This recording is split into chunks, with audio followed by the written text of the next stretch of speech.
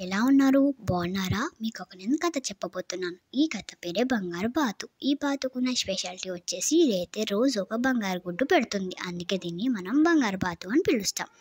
ఒక ఊర్లో సల్లాను అభిరామ్ నివసిస్తూ ఉంటారు.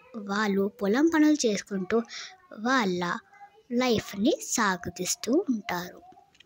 అలా వాళ్ళ పనులు వాళ్ళు చేసుకుంటూ ఉండగా వాళ్ళకు ఒక బంగారమైన బాతు దొరుకుతుంది. అయితే అది రోజు గుడ్డు పెడుతుంది అని వాళ్ళకి తెలియదు. ఒకనాడు ఆ బంగారు బాతు గుడ్డు పెట్టింది. అది బంగారం కలర్లో ఉంది. అప్పుడు సరళ అంటుంది, ఏంటండి బంగారమైన గుడ్డు పెట్టింది అని అడుగుతుంది. అప్పుడు అభిరామ్ అంటాడు, ఏమో నాకు తెలియదు అని వాళ్ళిద్దరు వెళ్ళిపోతారు.